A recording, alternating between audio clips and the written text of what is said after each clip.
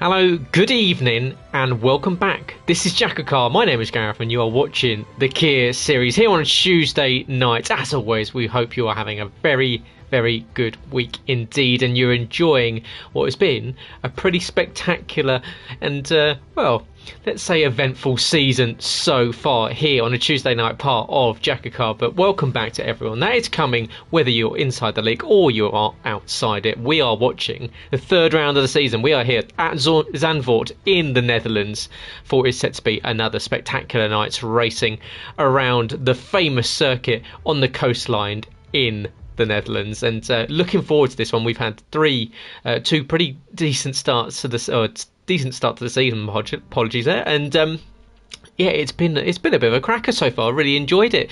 Back in the commentary box, getting a little bit back into the swing of things, sitting here all on my Todd on my own, and well, you lot are all making it pretty easy. Well, hopefully you can all hear me loud and clear. Let me know if you can. Drop into the comments. Let us know you're watching. And of course, if you are, do the good things you do on the socials. Like and subscribe. It sounds so shill, doesn't it, for me to say please like and subscribe to the video, but it really does help out. If you're new, make sure you press the red button down below. Subscribe to JACKOCAR, and of course, press the thumbs up to like the video. It helps us get promoted through anyone else that is streaming this content. So if any of those streamers that you watch around the world, if they are playing and watching, of course, and you've liked the video, you've got more chance of it being promoted on the sidebars of theirs. So good evening to Thomas tuning in, and he'll be coming into the track very shortly, as we are here for Throwback Week. It is one of the best weeks in JACKOCAR. Everyone running their own special livery this week, and a little bit of a throwback. Some of them are F1, some of them aren't. I will go through as we go into qualifying. Plenty of time to go through qualifying for these guys. Plenty of time for me to go through what has happened so far this season.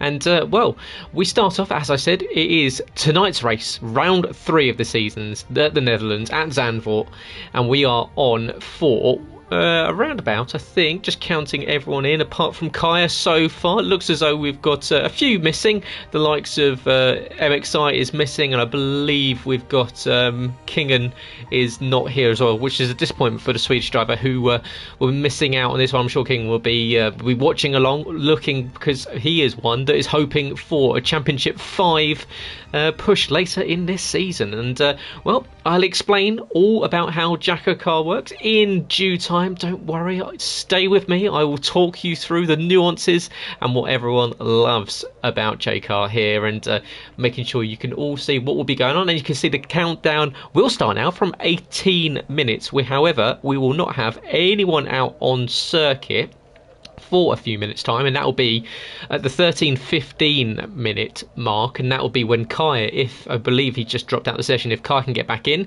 it will be Kaya going out first, then Thomas Nevitt running the 96 machine will be going out at the 12 minutes 30 mark. A car coming out every 45 seconds. However, I've got about 4 minutes to kill, so let's go and find out what's happened so far this season. Well, we go back to round 1. We started off the season in Australia, and well, it was a race for anyone to watch and enjoy, because anyone out of the entire field could have won that one. We had 10 people in the mix in the last 6 or 7 laps that could have won the race. So many crashing out, so many spins, so many people coming up a cropper of track limits, and in the end, it was a race won by Jess Game. And Jess Gamer, you'll know her from the commentary box, you'll know her from One Hub, you'll know her from PSGL, and she took a first ever race win here in JACKOCAR, and her first ever league race win, and believe in the process probably became one of the very few female race winners in league racing, which is not something to be sneered at all. It was a fantastic result for Jess. She came home with the win in that one. In the race, or the second race of the season, we went over to France, and France was dominated by one man, and that was Jake Warrior. Jake W. Combs here, as you can see, 7th on the list on the left hand side of your screen, and Jake went from flag to flag and dominated, as there was controversy, as everyone said, well, it's his full traction control in the rain, it gives him so much extra speed. However, he did well. He used the tools that were available to him, and that's all you can do. And we'll see. It looks as though we're going to have a dry race and dry qualifying session, so hopefully we'll get some other chasers, because we've had on the podium, we've had the likes of Kingan, third place in Australia, we've had Splinter, second place in Australia, and of course last week Yuri, second place, and Rageman in third. So far this season, the biggest gainer in from the qualifying session to the flag at the end of the race session has been Yuri. He has made up 8 positions over the first 2 races. Started in 11th in Australia and finished 8th, and started 7th in France and finished 2nd. So he is the one that makes the charges up through the field. And good evening, welcome to everyone joining. Great to have you all here. Make sure you drop into comments, say hi, let us know where you're watching from, who you're supporting, and of course, if you're running one of the liveries tonight, tell us what's so special about it. What inspired you to run this livery? I'll run through them as the guys are out on circuit. We will expect to see Kaya, if he can get back in, as soon as possible. He should be out first, and IRT Kaya 19 will be running out at around about the 13.5-minute window of first one out on second. So going back to what else has happened this season, well, as I said, we've had a pretty stellar start.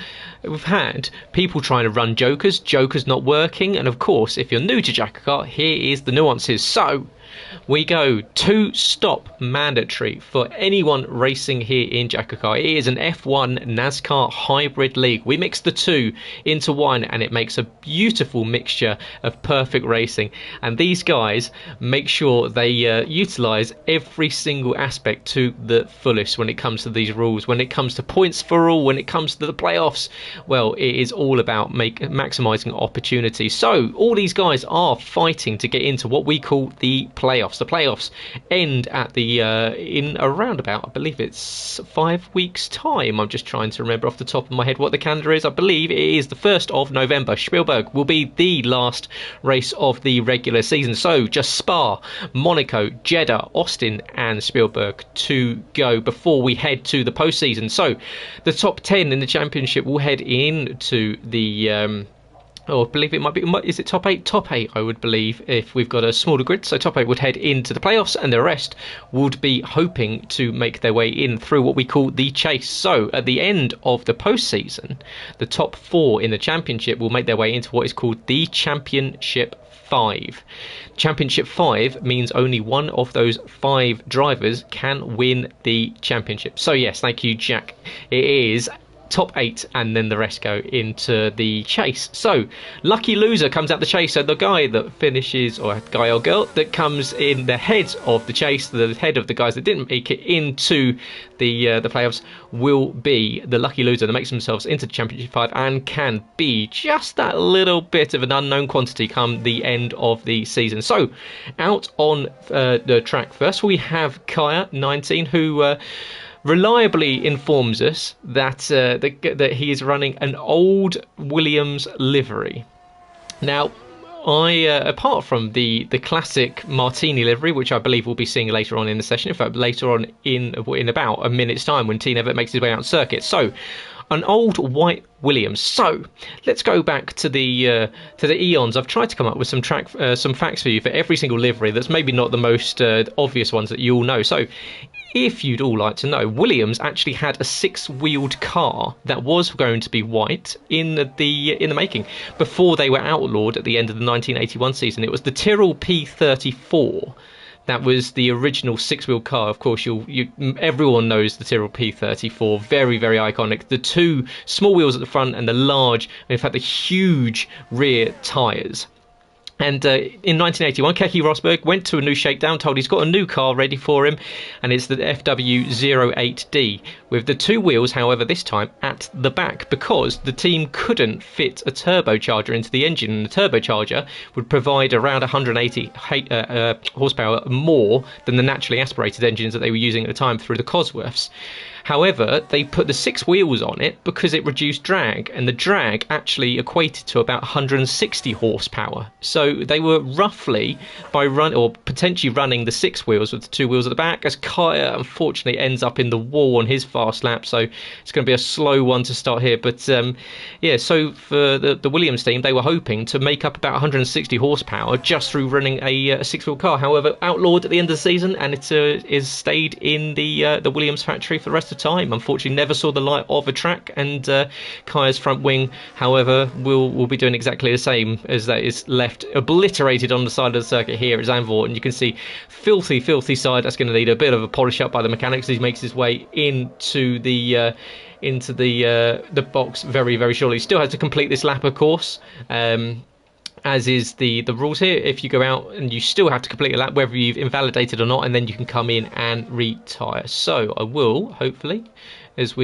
there we go, finally allowed to do that. I'm not quite sure why that's still a bug, but we will go with it. Thomas Never, there we go. Now we go on to another Williams, and in fact this is one that most of you will recognise a little bit better. This is, of course, the Martini sponsored livery that we saw through the early starts of the hybrid era.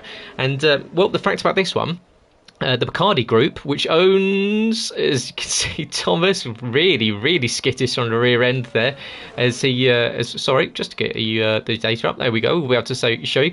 They're a big reason why Williams have actually suffered with sponsorship, because Bacardi claimed they were going to stay in, unfortunately dragged themselves out, and Thomas with a 1:14.6, expect that to be beaten. So unfortunately for Williams, with Martini leaving, they then had to go on to the likes of course, we saw Lawrence Stroll bring in Lance Stroll, we saw the likes of Sergei Sorokin coming in from SMP, so that has been the bit of the downfall. But well, on to Indecisive, and Indecisive, he I'm not quite sure, I haven't got Indecisive down on my list actually for what he's running, so let me double check. I'm pretty sure Indecisive was the only one that I didn't actually have anything down for, so you will have to let me know in the comments what it is. Let's call it the Cadbury logo for the moment, but I'm sure it'll tell me otherwise what it's going to be. But currently going fast, is expecting that to be so because of Thomas Nevitt's 1:14.6, where he had that big slide coming out of the exit of turn 12. DRS wide open, and here we go. It's going to be a 1:13.983. Oh, of course, thank you, Jess. It is the BAR. I do have the BAR stat here. Of course I do. In fact, it's second on my list. Stating the opposite about the dual livery, of course, BAR. They also used Mika Salo, who of course raced for Lotus Tyrrell, and to cover for Ricardo Zonta. And in fact, Mika Salo went on that season that he covered the few races for BAR to go and take 2 podiums at the Ferrari team. Of course, he subbed in for Michael Schumacher after Schumacher broke his leg in the British Grand Prix, and Luca Badoer unfortunately took what was a pretty astonishing Ferrari at that point and couldn't do anything with it. So yeah, Salo, 2 podiums to his name. Started off at BAR, who are pretty much at the back end of the grid, and ended up right at the front of it on the podium, so not too bad for the Finnish driver. Speed Quinn, and Quinn here, of course, well, it's red, and that only means one thing: it is the F2004. The F2004, as Quinn makes his way around the final few corners, weighed 605 kilograms. The RB18, currently raced by Max Verstappen, is 798 kilos. So this is the equivalent. The F2004 is the equivalent of weight of having a tractor tyre and a standard car tyre strapped to the top of it. That's the difference now in between weights of the cars back in 2004 and the cars in 2022. And there's the time, a 12:199 for Quinn. Very good time indeed, and he's definitely one to watch out for this week, because he's been practicing, he's been looking very good indeed, and just trying to go on board with Mr. Ricketts. And there we go, Jacko 105.09. What can Jack do? Running the Tony Stewart livery in one of the only ones not run an F1 inspired livery. And what can Jack do as he comes around the final corner? Jack, of course, running this livery tonight, and Tony Stewart started on pole position for both the IndyCar Indy 500 and the Brickyard 400, so can do it in open wheels and of course in closed wheels. So as he goes second at 12.896, so 0.7 of a second slower than Quinn, and that takes us now down to Leroy. And Leroy out on circuit as well, and he is another one running, of course, the iconic red of Ferrari. And here this time it is the Ferrari of Sebastian Vettel. And just going to my list here, it is the SF15, Vettel's first win in the Ferrari in 2015s. And bar his retirement in Mexico, that season in 2015, Vettel only finished outside of the top 5 once all season, and that was P12 in Spa. So pretty ridiculous stat from Seb, and he didn't end up winning that championship. But what do we see as we've had Bazza on circuit as well? Apologies, we missed Bazza. He was running the Brawn livery. We'll see that. But there we go, Leroy with 11.3. Pretty stellar lap there. What, 9/10 of a second, 7, 8, 9/10 of a second faster than Quinn. So pretty stocking lap and a half there from him. As we've got out on the circuit round Rageman, man that finished on the podium last week, and he'll be looking for a pretty good, decent result from this one. He's running the Andrea Moda S921, one of the worst F1 cars in history. The team was expelled from the championship due to their team owner effectively being done for fraud.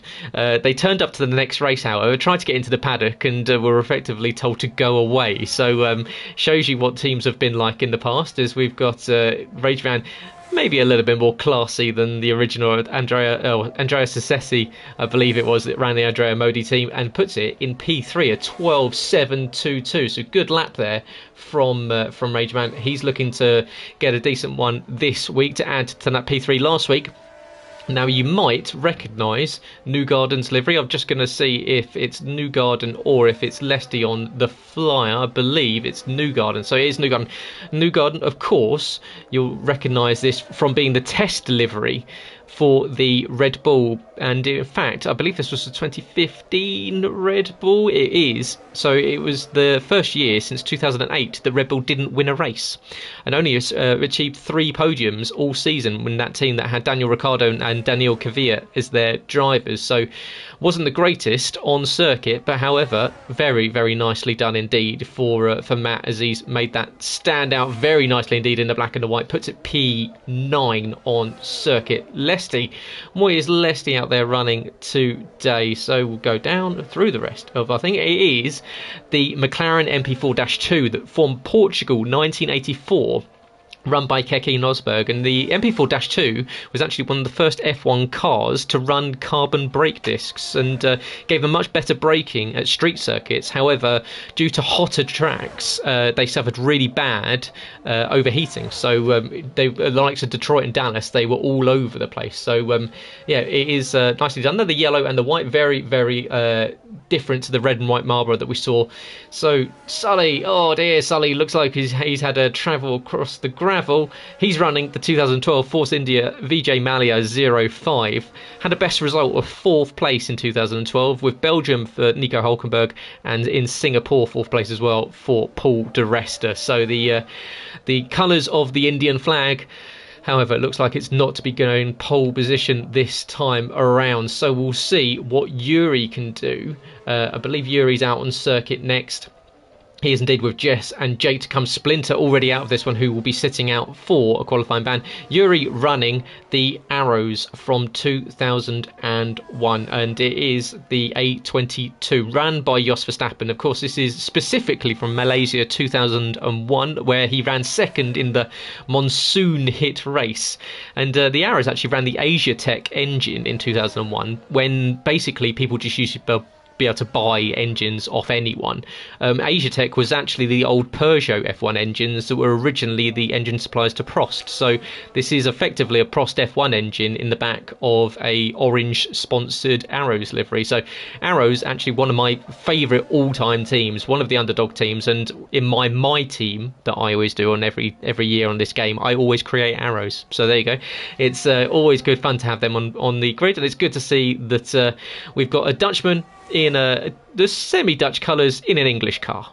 But here we go, Yuri to the line in his home race. What can he do? He puts it alongside his brother. It is a Haslager 1-2 at the moment. Very, very competitive times between the pair of them, and very good to see. It's going to be a speed 1-2-3 currently, so they will be delighted.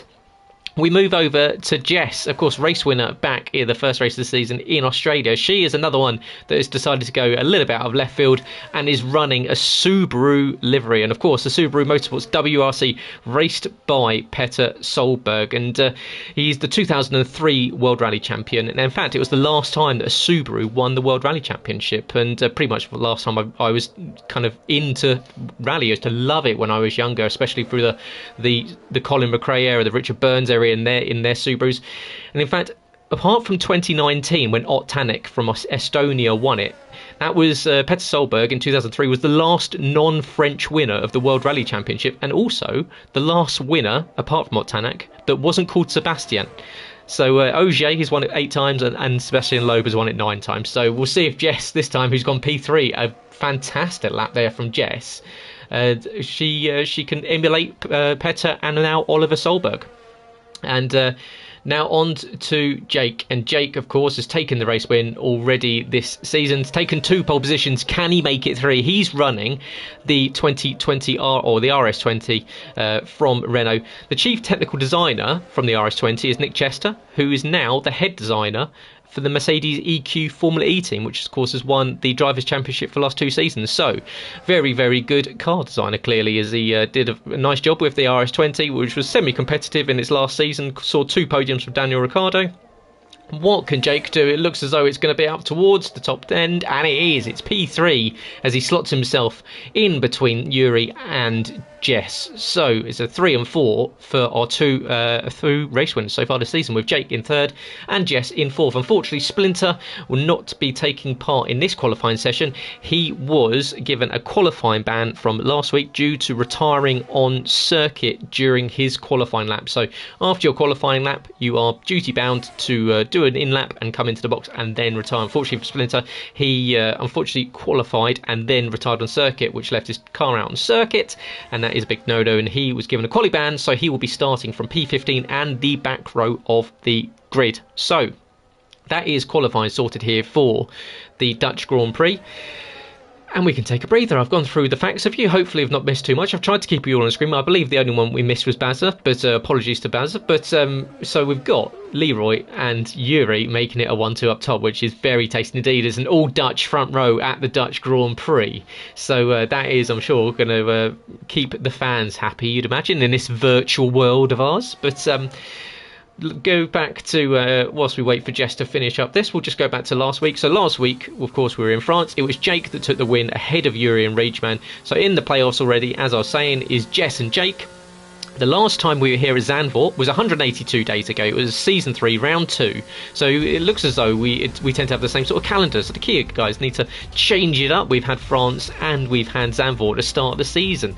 But it was Yuri that qualified on pole position that time, with Spequin in 2nd and Vitinho in 3rd. But however, it was Jake that won the race ahead of Jacko and Vitinho. So Jake starting from 3rd, he'll be pretty happy with that. But there you go, there is your Dutch 1-2, and 11.375 is pole position, a 10th of a second faster than his brother Yuri in 2nd, with Jake in 3rd. Jess, a fantastic 4th position, starting off her qualifying once again very nicely indeed, adding another top 5 to that. Quinn in 5th, Rageman 6th, Jacko 7th, Bazza in 8th, Indecisive 9th, Thomas Never in 10th, with Lesty in 11th, Kaya in 12th, with Newgarden in 13th, Sully down there in 14th, and Splinter starting at the back of the grid in P15. So plenty of work to do for the likes of Splinter, for the likes of Sully, and of course Newgarden, who is really due a good result. Newgarden's just been on the cusp of a decent result recently, and you've just got to think that at some point it's got to come good. It's got to work for him. So we will be loading in very, very shortly.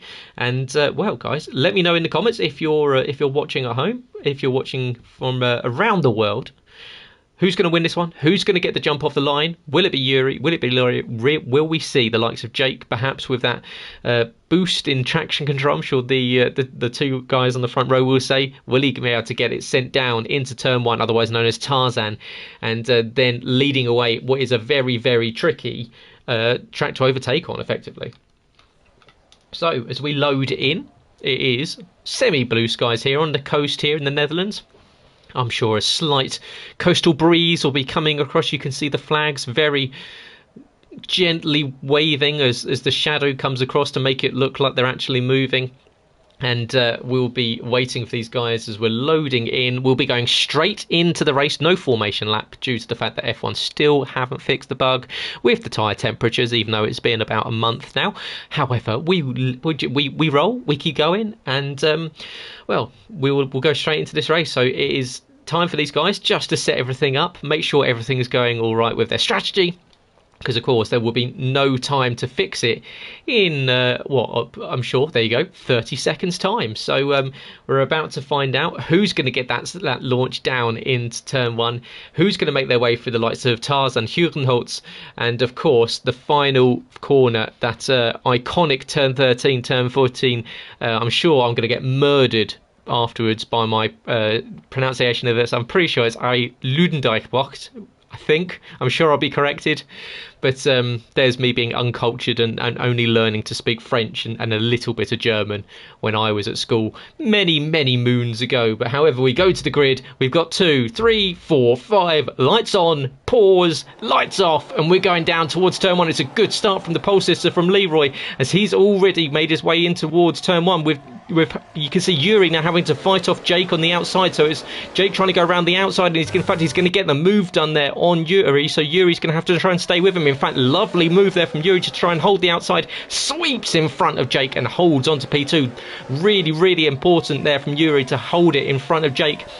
However, Yuri breaks away 0.7 of a second already. Looks as though everyone's got away clean, which is great to see. As I say that, unfortunately, it looks as though we've got Bazza that's gone around in the Brawn GP, the 2009 car. Unfortunately for him, Bazza is now, and Kaya goes out at the same corner that he had an issue with in qualifying. And unfortunately, it looks as though we're going to have a safety car. We do, rolling out onto the grid. Safety car already out, and we've had about 36 seconds of racing so far. So take a breather. It's a little bit of these guys, their adrenaline would have been pumping getting ready for this race, and they're all just going to have to take stock. And of course, on this week we have the Joker being the man in P2. So the Joker, everyone else will be running a mandatory 2-stop, so they must make 2 stops during the race. However, Yuri is allowed 1 stop this week, so he can make that 1 stop wherever he wants. It's a little bit early, so here we go. We'll see. He is running the medium tyres, so he's going to go from the mediums, I imagine, and try and run them as long as possible. Jake going very well, hards at the start for a 2-stop, so maybe 2 stints on the softs later in the race. Be interested to see. Unfortunately for Kai, that's the end of his race. He's done. He only lasted a sector and a tiny bit. And Bazza in the pits for a set of hard tyres. It doesn't count as a mandatory stop, however he can make it. So that is 1 stop to Bazza, and it looks as though everyone else stayed out on the tyres they started on. So, as I was saying, everyone makes 2 stops. Yuri, however, on his Joker, everyone can choose 1 race throughout the season. It can be any race apart from the final race of the season, the Championship 5 race, where they can make 1 stop, so to give themselves an advantage. So, Yuri, the only one that's managed to select it for this one. And it's all really going to be pressure on him to get ahead really of Leroy. Does his brother help him out, or are they going to race each other? We saw, of course, Leroy go side by side with his brother for the what was effectively the win in the Championship 5. However, of course, it was Yuri that took the championship. Leroy had a couple of penalties to his name, but they did go side by side across the line in a fantastic moment.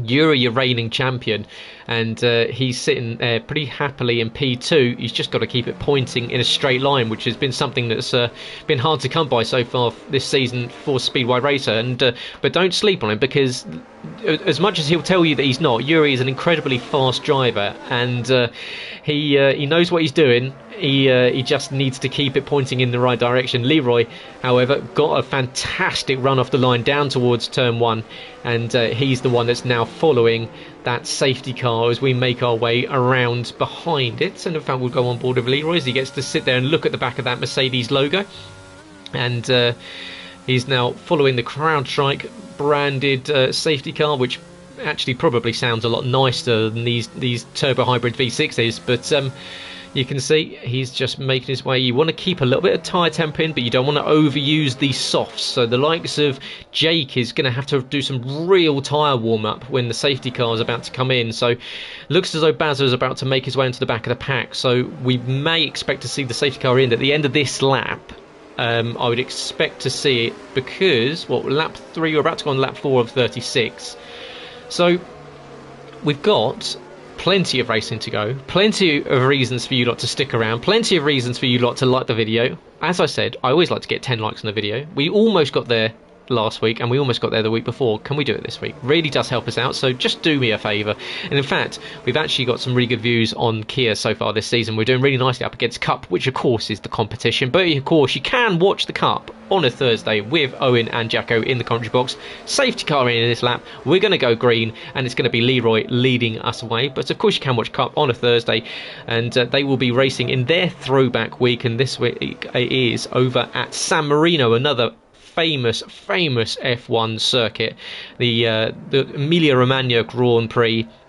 Now, what does Leroy do? Of course, he's got the window in which he can restart. It is going to be the red logo on the right-hand side, which I will point out very shortly. It's just before the start of the pit lane. It is around about just after these flags here, so he can go any time from now, which means he's within the window and he's gone. So it's a good start from Leroy.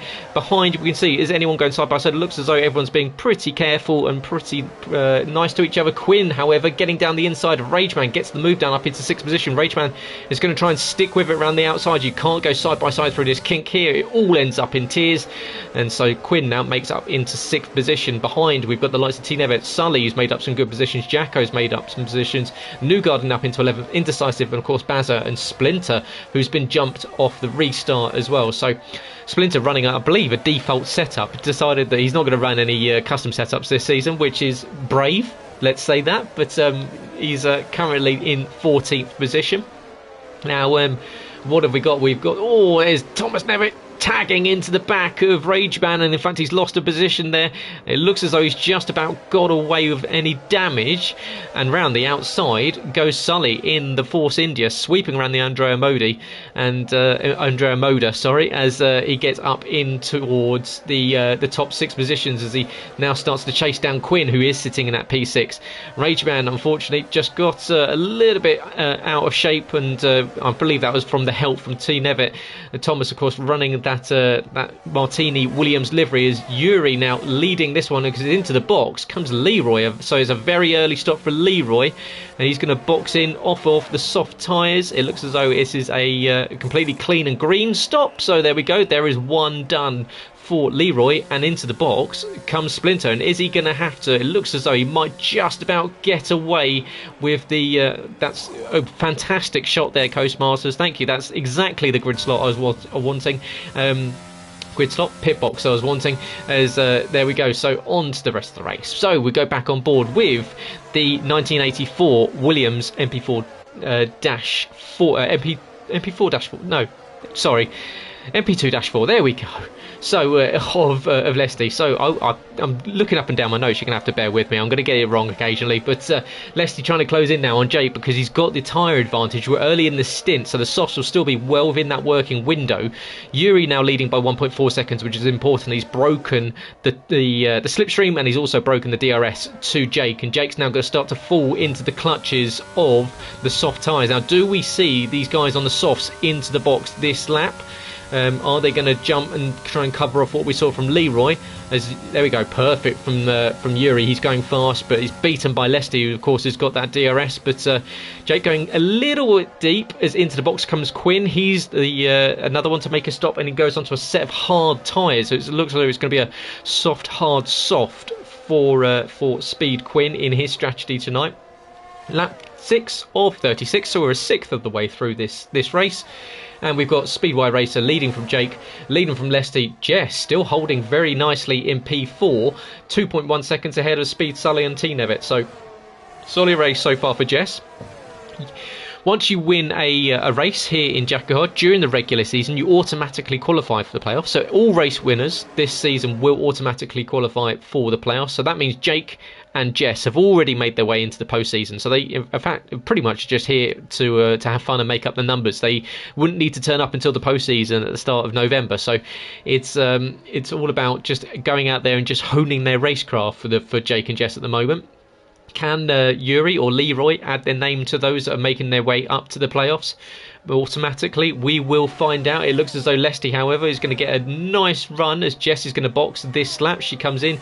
Watch out for speeding. You don't want it. The line creeps up on you quite quickly, but Lesty unable to close in this time around. So we'll see. We've got, in fact, we'll just tune back for a couple of positions and we'll go on board with Team Nevitt as the Williams running and trying to catch the Force India. So this is something, well, almost semi-crossover. Of course, I believe the Force India became the pink Force India before the Williams Martini was around, but they still raced each other. We'll give them that. But yeah, we've got the Williams Martini racing the 2012 Force India 4, P4 and P5. Rageman 1.2 behind. We've got a yellow Sector 1. We've got, is that Splinter? I believe that might be.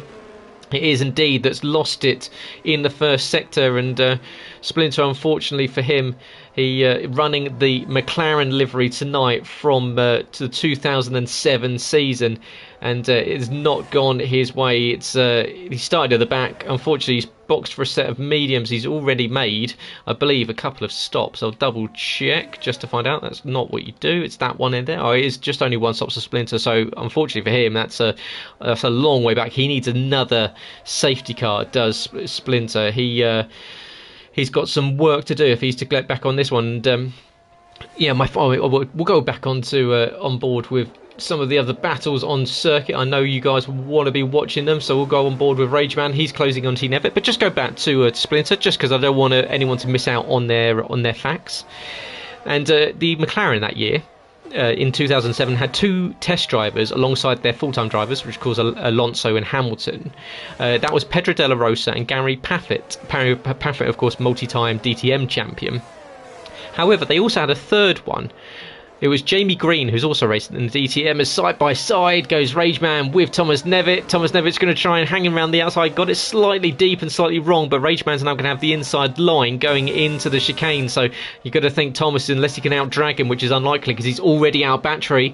And they're still going to go side by side, but the door's going to close, and that was inevitable for Thomas. Spins it round, and unfortunately, he is lucky not to get beached up on the curb, and he doesn't want to run into the barrier. Oh, tricky there for Thomas. Just trying to get that one back on circuit. It's not really a corner you can go side by side with unless you've got complete faith in your compatriot. As Indecisive has gone around as well, so Indecisive having an issue back down at the far end of the circuit at turn 10. So unfortunately for Indecisive, he's trying to flat spin the car around, and he gets it restarted. Looks as though it's only a localised yellow and we've gone green, but he's going to have to look after those tyres for the rest of this lap, and he's yet to make a stop. So for Indecisive, that is an absolute killer, because that's going to put him right down to the back of the field, and yeah, you can see the tyres not wanting to play ball whatsoever. So unfortunate for Indecisive there. He's going to have to be careful into the final two corners. And there we go. As I said, you have to be careful. The tyres, until they've got back down into that 80-90 degree window, will not do anything for you. So it's unfortunately for Indecisive, he's now found himself lapped, and he's trying to not get beached. Don't get beached. Not there. That's not ideal. Look at him riding the curb. It's like a roller coaster at Alton Towers, and he's going to come down to the inside, which is just off the racing line. But this is not where you want a slow car. It becomes a real issue for everyone else around him, but into the box, and probably the best thing for him there is a new set of tyres. So we'll go on board with Quinn, but Quinn, who's now got Jess in front of him, so these two have already stopped. They're down in 11th and 12th position, so just to go back, and I'm just going to reverse back because I had my fact. I was halfway through it until Indecisive won. So just going back to Splinter's car, Jamie Bromley. So Jamie Green was their fourth kind of hidden test driver. However, how many kilometres did he drive? Well, collectively, the three of Alonso, four of Alonso, Hamilton, De La Rosa and Paffett drove 27,060 kilometres, and Jamie Green 28 kilometres. But well, if you could choose to drive 28 kilometres in a Formula 1 car, especially one that ended up being almost the F1 champion that season, you wouldn't turn it down, would you? But well, Quinn now closing down on Jess. He's in P12, Jess in P11.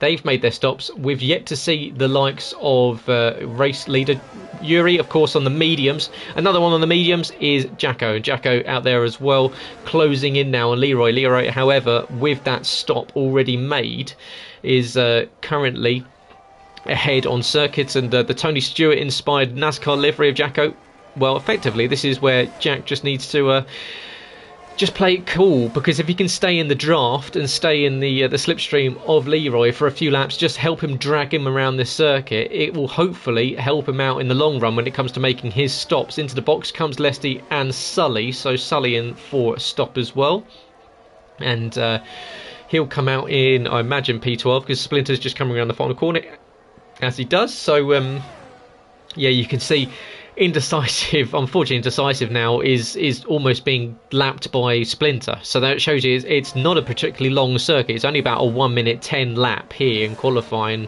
and so that means in the race of what, a 1 minute 13, 1 minute 14, 15s, that sort of range. So it shows you that it can be particularly tricky. If you do get it wrong and you do find yourself pointing in the wrong direction, you can find yourself not only lapped, and of course if you're lapped here in JACKOCAR, you're duty bound, if a safety car comes out, to get out of the way and under a restart box for to basically get out of the way, so you're not part of the train. So once you're a lap down, unless you can re-lap yourself, that's effectively your race over when it comes to being back in the fight. So hard for Indecisive. He just needs to stick with it and pick up championship points. However, championship points all the way down the field, so everyone, if they finish, will be finishing with championship points. As round the outside there goes Jess on the Brawn GP of Bazza. A lovely move there, and in fact Quinn is now trying to make the move on Bazza, so Bazza went to the inside, let Jess go round. Is he going to try and hold up Quinn? It looks like he is. Is this a little bit of gamesmanship at play for Bazza as he tries to hold up Quinn? You want to make sure there's no wheel banging. Quinn just about gets past. I'm sure he wouldn't have appreciated that at all, because Bazza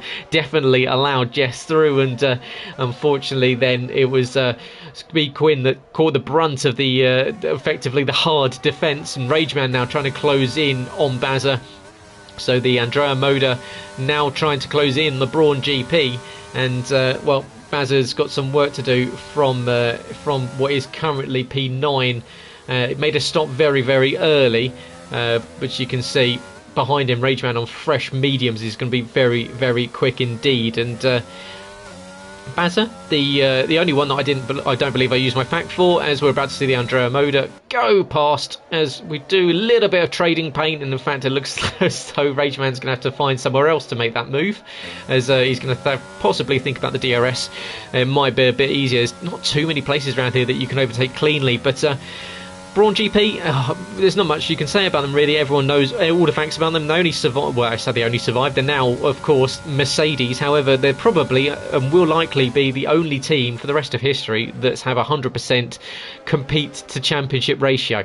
Took the Drivers and the Constructors Championship in their one and only season. It is unlikely that it will ever be done before. It was never done in the 50s and the 60s.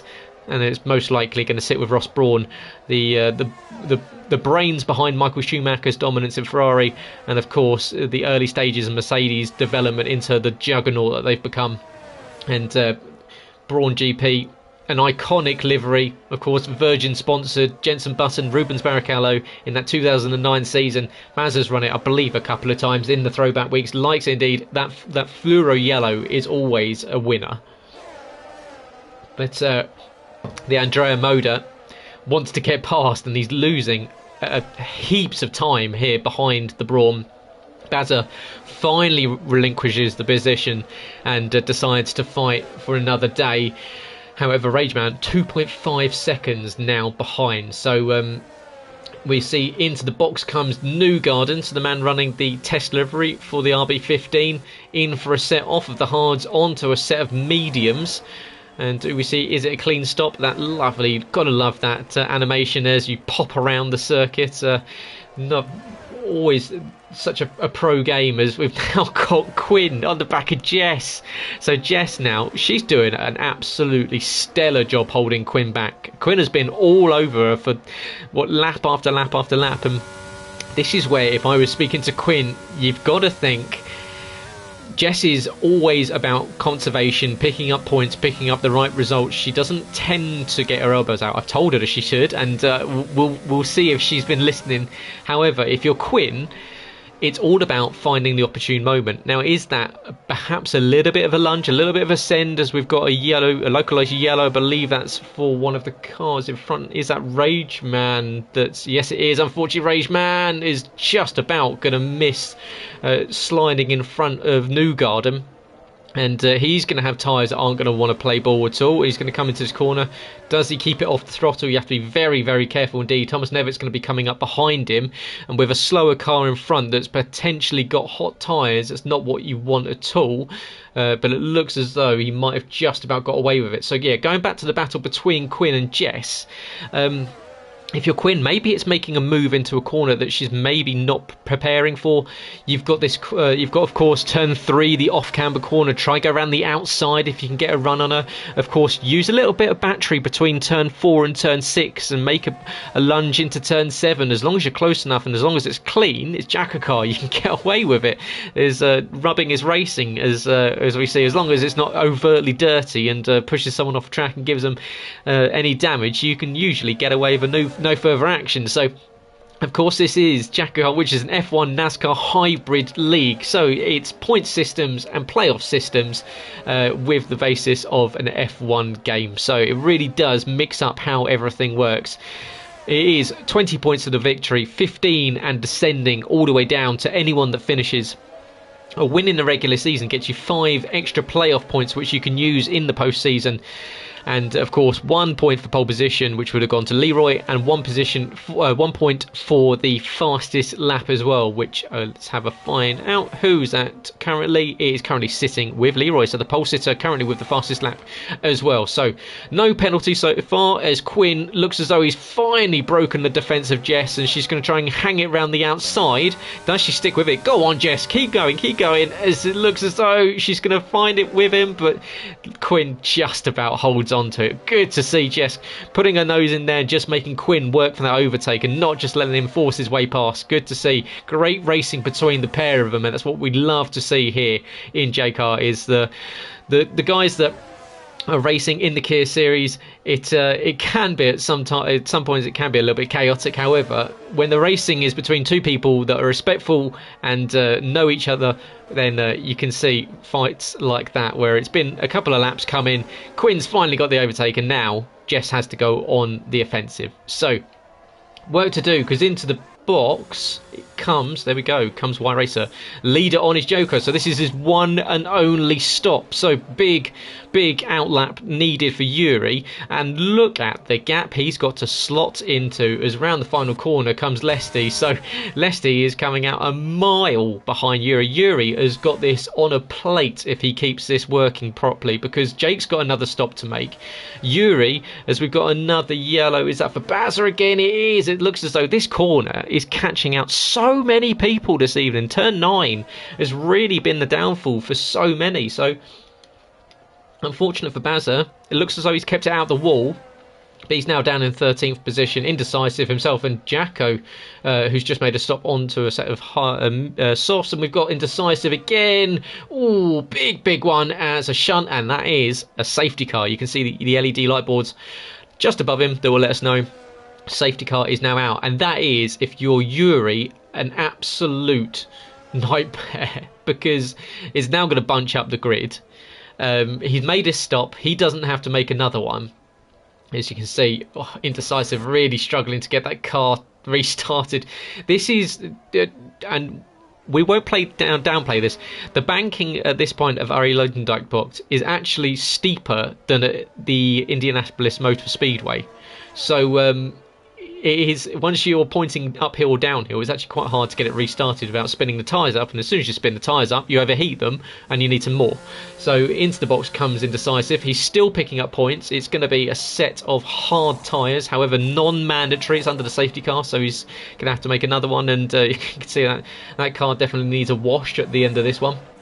But leading the race now on circuit is Jake, so Jake will dictate the restart in a few laps time. And we can take stock of everything that's happening, because you can look at the gaps between the leader at the moment.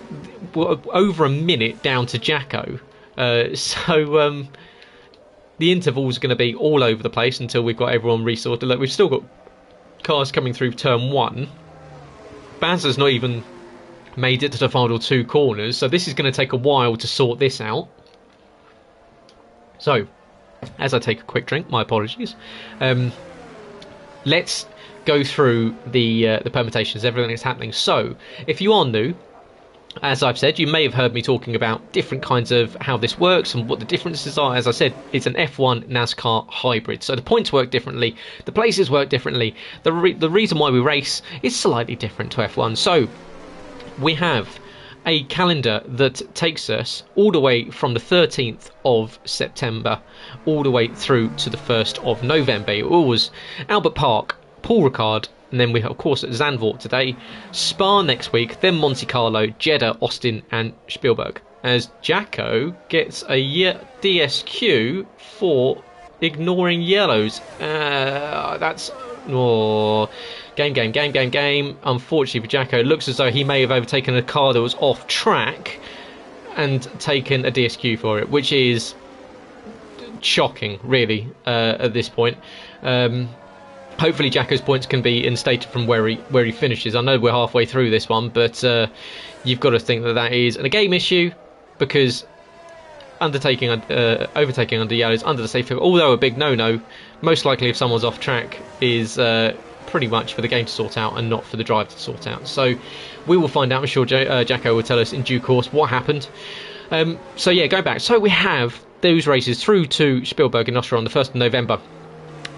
The top 8 in the championship will then progress into what is known as the postseason. So the postseason, they will then be fighting for 4 places to make their way into what is called the Championship 5. The Championship 5 are 5 people that can win the championship in the final race of the season, which will be at Miami on the 6th of December. So make sure you stick with us until the 6th of December. Plenty of racing to come here at JACKOCAR.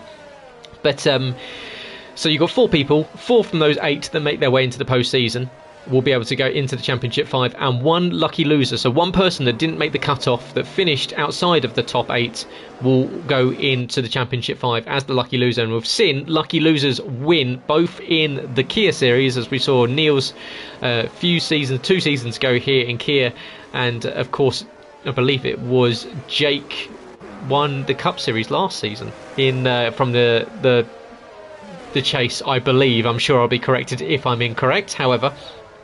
So, as I was saying, 5 points for a victory go towards your points tally in the playoffs. So, points can be accumulated through not only in the championship, however, you get playoff points. So, as I was saying, 5 for a win, 1 for a pole position, 1 for a fastest lap, 1 for a podium in both second and third, stage 1 and stage 2 finishes. So stages, or the races are broken up into 2 stages, and if you're leading the race through those stages, then you pick up an extra point. So I believe Jake may have picked up the second one. I believe the first one went to Leroy. I will double check and let you all know. So the point of this is to give yourself a little bit of an extra boost come the playoffs. So those playoff points that would have been boosted, so the likes of Jake and Jess would have given themselves 5 points to add to their tally when they start the playoffs, which they have automatically qualified for by winning a race in the regular season. It does make sense. You just need to listen to me a couple of times, go back, watch the races. I tried to make it too complicated, as Jacko does this awful game. I don't disagree. They seemingly have stopped bringing out updates already. So yeah, a real shame for Jacko as he was suffering with this one. Safety car in this lap, which means Jake will get us underway again. Lap 20 of 36. Jake's still due to make another stop. Here we go. 1 stop for... Oh, no stops for Jake. So Jake due to make 2 stops. Now that's going to effectively kill off his races. That's two stops due to make for Jake. Yuri has finished his Joker, so he can go to the end now. So everyone else behind, apart from Leroy, have made 2 stops. So it is Leroy and Yuri for the race win, bar something going wrong. So what does Jake's do off the restart? Of course, restart zone is these flags just to the right hand side. He can go any time from now. He's waiting, and he's gone. And what do we see from Yuri in second position? Yuri just needs to play this one easy. Jake's still got to make 2 stops. He doesn't want to go on the offensive too early. Don't get yourself turned around by getting involved in a battle. However, this is Yuri we're talking about, and he sends it down the inside and takes the lead on lap 21. So, as that's Leroy into the wall and out the race. What happened there?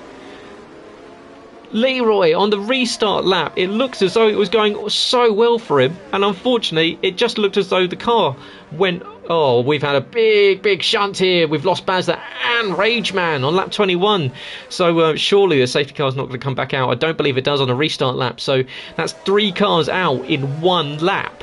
So Leroy just seemingly just lost control of the car, went up into the Armco at turn 3. We've got Thomas Nevitt around as well, turn 9, once again turn 9, catching people out.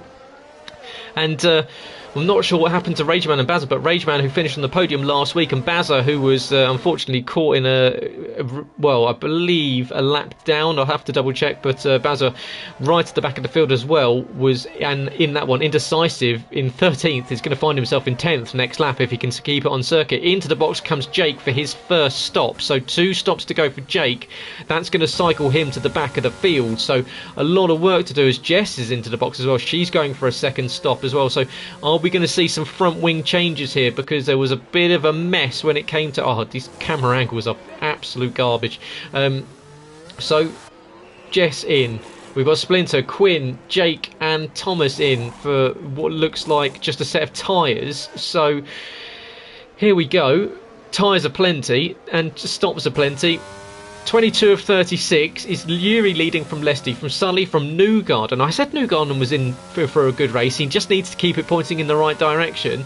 And in fact, he's now closing in on Sully. So we've got a speed 1, 3, 4 and 6 in the moment. So the Team Speed Esports would be absolutely delighted with that at the moment if they can maintain that result. But, work to do if you're Newgarden. He's on, slightly nicer medium tyres compared to Sully. Now, what do we see from him as they go through into turn 13 on the exit of that left-hander into turn 13 now? And you can see Newgarden just keeping it calm, keeping it collected. He can use DRS when it is reactivated. There we go, DRS enabled this lap, so he won't get it this time. He will, however, get it next time around. Behind, Jess is following, it looks as though it's indecisive, getting out of the way and taking the scenic route across the sand, as Jess runs up slightly too deep onto the runoff curb. They can catch you out those curbs. They're devilishly high, very easy to get it wrong, but she's down in 7th position, which she won't be disheartened with. That's not a bad result. In fact, she was involved in that battle with Quinn, but it's now 1.9 seconds, 2 seconds between the pair of them. Indecisive is finally, I believe, in about 4 seconds time going to find himself in 12th position. You'll see him pop up, there we go, and in another 5 seconds he'll go up into 10th position, because he would have gone past Bazza and Rageman. He was a lap down, of course, so there we go. Indecisive now finds himself up into the top 10 after what has been a pretty shocking race from him so far. So as we've seen, keeping it on circuit is pretty much the key to picking up points, so it's a pretty decent haul of points in 10th position for Indecisive if he can keep it on the circuit. Newgarden still chasing down Sully. These two effectively running their own little race here, because Jake's on the set of softs. However, he's going to have to make a second stop, so Jake's going to find himself down the order as well, because everyone behind him, I believe, has already made all their stops. They have indeed. So we've got stops to make for Lesty, Sully, Newgarden and Jake, and then Quinn, Jess, Splinter and Thomas have made their 2. Look at that track map. Is everyone starting to spread out a little bit? Well, there we go. Sully lets Newgarden go. So is that a case of you've got fresher tyres? Is that a case of Thomas Nevitt, or is it Lesty? Which one is it? It looks as though it's Thomas Nevitt. It's got caught on the banking, and we've got a full safety car again. A full safety car for that. Now, that is playing with fire if you're the race director, because Yuri will be having some pretty choice words, I'd imagine, because that is an intact race car that got caught on the banking without a car near it for about 30 seconds. That is now made its way back to the pits, fitted a rear wing and will be out in front of the race leader before they've even got to the first corner. So Yuri's now going to have to stick with it. It's brought back into play Quinn, Jess and Splinter. They've made their stops. Yuri, of course, is on his Joker, so he's only having to make the one. Everyone else has to make two. He can come in and make another stop if he so wishes. He would have done it that lap if he was going to. If he wins on his Joker, he gets bonus points in his playoff hunt. So he gets a 5-point bump. So to add to the 5 point for winning the race, so he'd come away with 10 points to add to his playoff tally, which is massive. And not many people win on their Joker. It is a very, very tricky thing to do. I can't remember the last time it was done in Kia. I believe it was done once last season. I did it in season 2 at Silverstone by about 0.2 of a second. It is very, very hard to do, and Yuri's going to have to do it the hard way, because that's a second safety car, one that was brought out for what could have at most been a VSC, but what was probably a localised yellow because there were no cars within a good sector. But Lesty, work to do. Newgarden, Sully, got to make a stop. Jake, got to make a stop. Quinn will be very, very happy with this. This is putting him into conversation for a win. Quinn has been on the periphery of being up there in the championship for seemingly forever. He was in the championship hunt in season 2, finished fourth in that after a late front wing break. Unfortunately didn't go his way last season, and this time around probably crashing out of a potential race win in Australia. Had an issue in France last week. Into the box comes Thomas Nevitt, so he's stopping. He's going to find himself behind the rest of the pack, but a fresh set of tyres for him. So yeah, Quinn with some work to do, but he's been saying, I can do this, I can be up there, I want to be in the conversation, I think I can win this, and he can. He just needs to keep it in a position which makes it sustainable if others are having issues, which is what we've seen this evening. We've already had 5 retirements, 3 safety cars, and Quinn's found himself. He had a pretty tasty fight with Jess, and he's got himself up ahead of that. He's now got himself into what is now a race fight, and the speed guys, they'll all be in a party together, and Yuri will not be happy, because knowing that that second through to 5th will have to box again, Quinn is effectively going to have to hope that they box almost immediately for their stops, because otherwise he's going to have to find his way through. So Yuri is going to need to bolt on this restart for this to make it work. So solo comms are often tricky. They're often a lot of fun, and I'm going to make the next 10 laps as exciting for you as possible, because this can go anyway, and this is what JACKOCAR is all about. It is JACKOCAR at its very finest. We see all sorts of potential avenues for victory here. Is it Yuri on his Joker? Is it Quinn? Do we even see an issue for one of the guys in the 2nd through to 5th that have to come in and make another stop? Do we see another safety car? We do not know. That is the benefit to this. So stick with us for the next 10 laps, because it's going to be Yuri this time in the Arrows A22, the 2001 Malaysian Grand Prix, raced by Jos Verstappen. Will he be able to launch this one off the line? He's got Leslie the Twig. Leslie looking for his best result in JACKOCAR. It's currently 4th position. And you can see Yuri waiting. And there we go. Bolted. Leslie's going to go with him. And behind, they've scattered. And we're going to go side by side behind. Newgarden's going to try and go around the outside when it's going almost 3 wide. Jake's going to find himself caught up in this as well, because he's got Quinn on the attack. But Sully, Newgarden, nose to tail, and it is Newgarden that gets 3rd, Sully in 4th. They've held position. Jake's going to try and go around the outside. Is Sully going to show him the door? But Jake on those fresh softs. Oh, I see there's almost contact between the pair of them. I believe there is a little bit of trading paint, but it is Jake on those fresh softs that's got the advantage compared to the hards of Sully, and he will have the advantage to Newgarden. Is he going to make a move down the inside? This is a brave move, because it's not really an overtaking position, and Jake tries the inside, tries it on Newgarden. Newgarden gives him the space. space, and he once again gives them the space. I give him a little bit of a squeeze there. You don't want to make the move too easy, but Jake, he's got some work to do, because he's got to make another stop. He's up into third position, so he's made up 2 places on this restart, which is great to see with that boost in traction through the exit of turn 7 through to turn 9. And, well, you can see he's now behind Lesty. Lesty's already 1.9 seconds off the back of Yuri. Lesty's done 16 laps on those hard tyres. And this is going to be pretty easy for Jake, because into the box comes Lesty. So, no real slip. Yuri from Jake, from now Quinn. Jess now up into 4th position. Splinter on fresh soft tyres up into 5th. So Splinter, who started the back of this in the McLaren, or 2007 McLaren, what seemingly at the start of this race felt like it was going absolutely nowhere, is now right in the hunt for this one. So fantastic race so far for Splinter in that MP4-22 as he closes in on Jess. So what's Jess going to do? Is she going to make life as hard for Splinter as she did for Quinn? Behind, as we can see, Splinter just pulling out there going into turn 8, just letting her know that he's there. And the man that of course was pretty much the championship favourite in season 2. Didn't work out for him in Portugal in the championship 5. Ended up on the wrong tyres, in the wrong places, at the wrong time, and ended up 5th in the championship. Really didn't work out for Jamie, and he's now got to do some. He's got to do some overtaking if he wants to get back up into the chances of winning this one, because Yuri is leading by 1.8 seconds. And you've got to think, with lap 28 of 36 completed, that he is in the box seat for this one. Jake in 2nd, Quinn in 3rd, and into the box comes Jake for his 2nd stop. So big stop here for the RS20 team. And is it going to be another set of softs? I imagine it is. We're going to see. He's going to filter right down as we've got yellow. Oh, it's Quinn that's gone into the wall. Quinn, what have you done on the exit of Tarzan?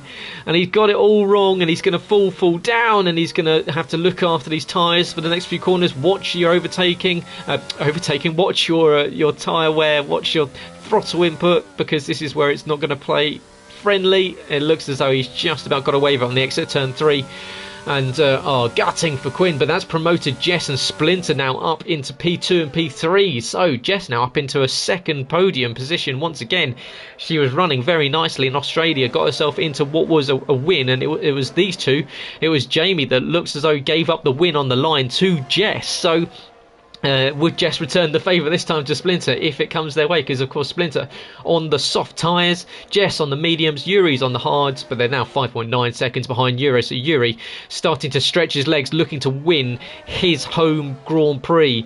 He started on pole last time we raced here back in earlier this year, I believe it was. It was the 29th of March.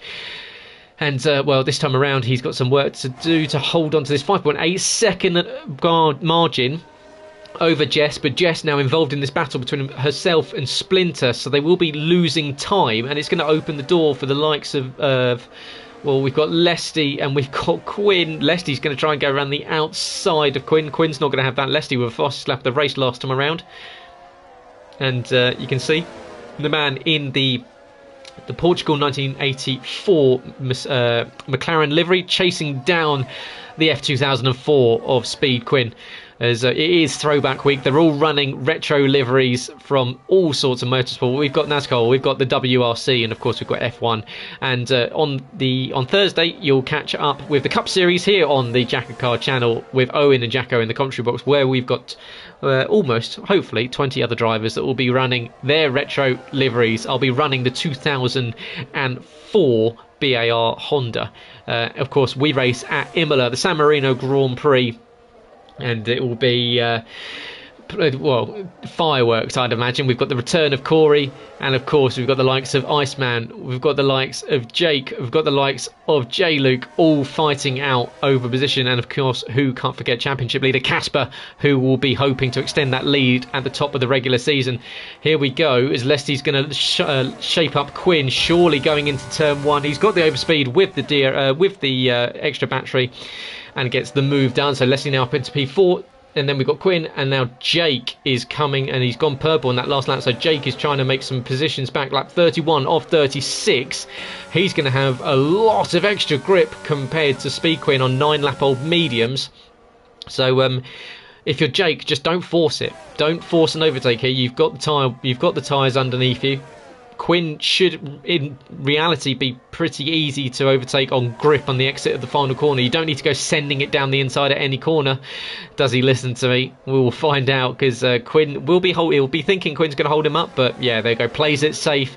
He doesn't need to rush this overtake, because the two in front of him have, although Lesty has got 3 laps of softs, we've got Indecisive off at turn 3 once again. It looks as though lap 31 to 36 you could have or I don't think you could have a safety car. I believe it would have to come out literally now, but it's not going to. He's underway again, but here we go. Jake looking as though he's going to shape up a move on Quinn. This should be relatively elementary. Quinn comes down on Jake, who I'm sure won't be happy at all, and chops across him. But Jake's going to send it down the inside at Tarzan. There's contact between the pair of them, and Quinn goes into the side of him. I mean, it was a late send, but Quinn should have known that he was going to be there. Turned into him a little bit, and unfortunately that's end plate damage for Quinn. He won't be happy at all, but I believe that was a little bit of tit for tat there, as Quinn chopped across the nose of Jake going down the straight, and then of course into the braking point. Quinn turned in, and Jake was thinking, I'm not having any of that, and went and sent it on him. So 6 of one, half dozen of the other, I believe, in that case, between the pair of them. But that promotes Jake now up into 5th position. Lap 32 of 36, and in fact, let's go on board with Jess, who's now lost that position to Splinter in that melee between Quinn and Jake. We've seen the change of position between Splinter and Jake, so Splinter will be absolutely delighted. As we've got, it looks as though, it's Thomas Nevitt, T Nevitt is gone, and that is, it's a safety car. It's a safety car with lap 32 of 36, and this is unbelievable if you're Yuri. I mean, the first safety car was a bit of an arse. The second one was a nightmare. This one is an absolute disaster. If you're Yuri, you're sitting on a 6.7 second advantage when the safety car came out. You've got hard tyres behind you. Everyone is on fresh softs, bar Jess, who's on the mediums. I say fresh softs, relatively fresh softs, as you can see there. The guys going past the safety guys waiting to pick up Yuri. Yuri on 16 lap old hards, and this safety car is gonna have to come in on lap 30. I'm pretty sure you get 2 racing laps, so it has to come in on lap 35. So look at the gaps we've got between everyone. It's going to take a while for them to either filter back into position.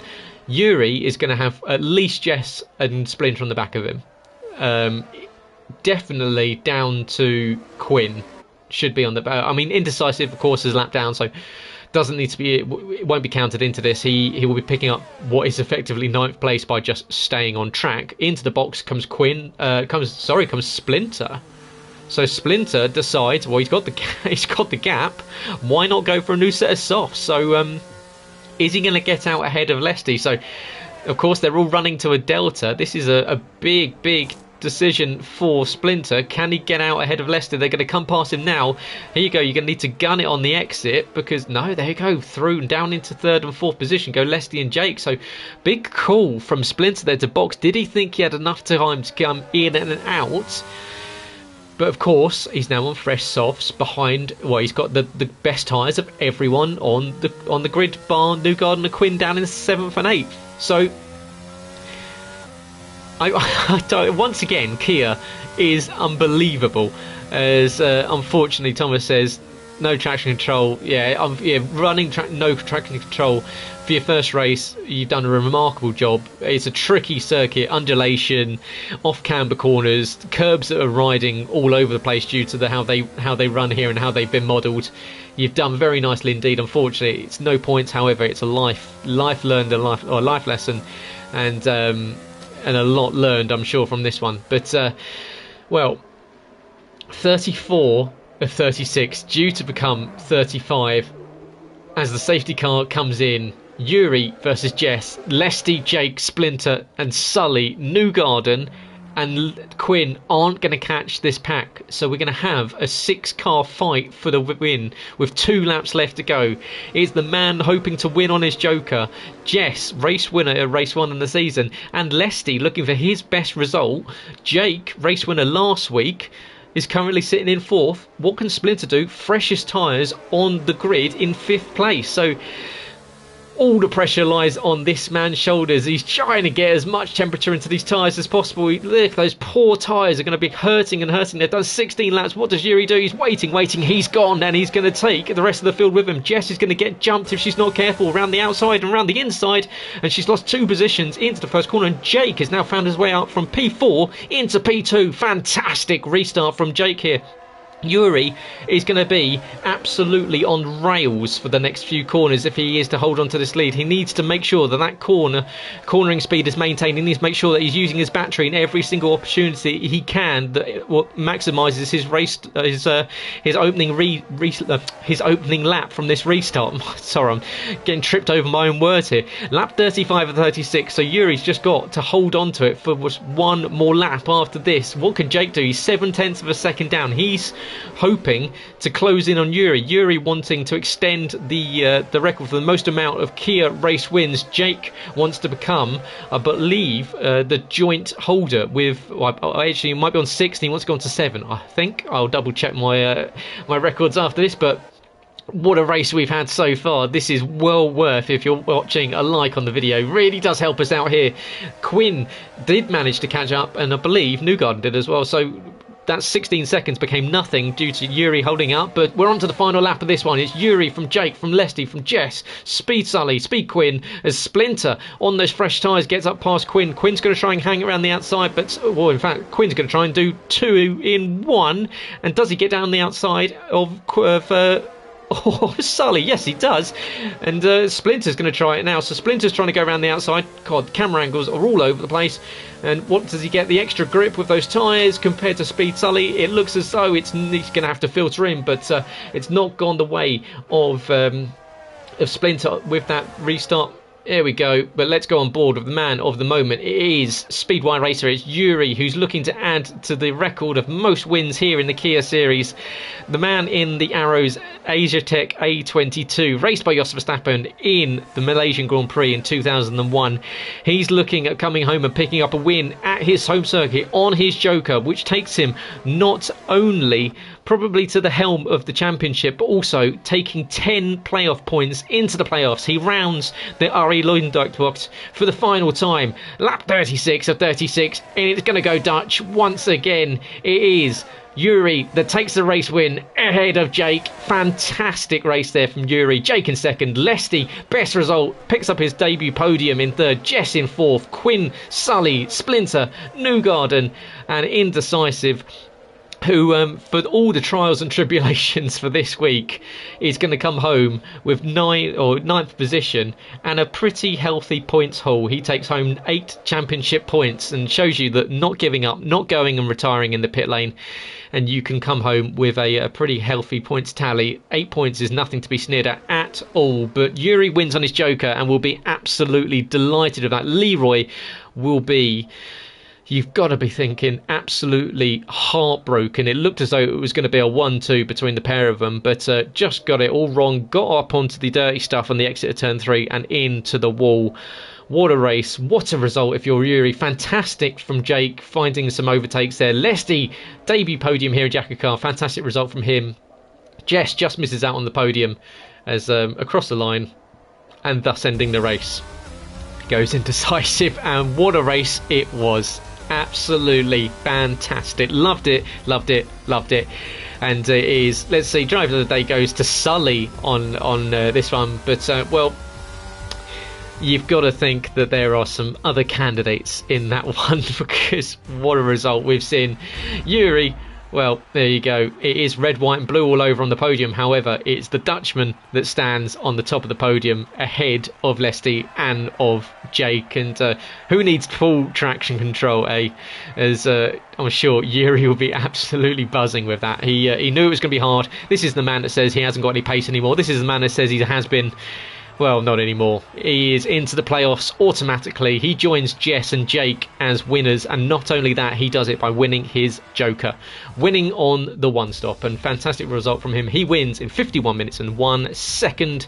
It goes to from P2 to P1. Jake with the fastest lap, so he gets an extra point from the to go into the playoffs for his tally as well, plus the podium, so that's 2 playoff points to add to his tally. So he finishes in second. Lesty, 1 playoff point to him in third position. Jess in fourth. Speed Quinn in fifth. Sully 6th. Splinter 7th. Newgarden 8th. Indecisive, your final finisher this evening. Only 9 finishes of the 15 starters. And then, of course, we lost Thomas Nevitt, Bazza, Rageman, Leroy, Kaya, and Jacko was disqualified for the game being word that is unallowed on a live stream. So unfortunately for Jacko, no points for him once again, and meaning that it's looking more and more likely like the chase beckons for Jacko Ricketts, and he was 7 under the cutoff. Rageman was 3 points under the cutoff, and of course that retirement with that tangle with Bazza, it's meaning that it looks as though it's going to be the likes of Splinter, Yuri. We've got plenty of Jake and, of course, Jess that have already made their way up, that are going to be fighting their way towards the head of this championship. It is going to go right down to the wire. It always does. We know it's going to. But what a race. What a result. And Yuri will be absolutely buzzing with that. I'm sure. Wins on his Joker. Of course, making him the only one stop. Everyone else having to make 2. Yuri on the Joker. You're allowed 1 Joker per season. And clearly and evidently, home race, and it was the right one to take. He wins tonight, the 3rd round of the season, the JACKOCAR Kia Series. But thank you very much for joining me. My name's been Gareth Holt. You can find me on Twitter at GT2_driving. I will be in the Cup race, in the Cup Series on Thursday, where you can find Owen Wyatt and Jack Ricketts in the commentary box. And it has been a stellar season so far in the Kia Series and in the Cup Series, and thank you very much, JACKOCAR. I know you're watching. I was just about to do it. The driver of the day, is going to be actually we're going to go 3 choices, I believe, because it was a slightly smaller grid. We're going to go Yuri, we're going to go Jake, and we're going to go Lesty. 3 choices. It was very, very close indeed. But I believe, Lesty with his debut podium, Jake with some fantastic overtakes, and of course Yuri, who is my MVP today. Absolutely magnificent race from him. He picks up the race victory and finds himself all the way automatically into the playoffs. So thank you very much. Thank you, JACKOCAR, for tuning in, listening. Hope to see you on Thursday.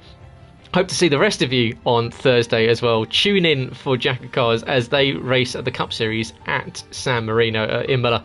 For a throwback week over there, there will be plenty more iconic liveries, I'm sure, coming from the old era of F1 and, of course, every other motorsport under the sun. So make sure you tune in on Thursday for that. If not, we will be back next Tuesday in the commentary box, joining myself, and we will be at the Belgian Grand Prix at Spa-Francorchamps. So join us next Tuesday, 7 p.m, as usual, with myself, Gareth Hall, into Commentary Box. If not, if we don't see you on Thursday, have a great week. We'll see you soon.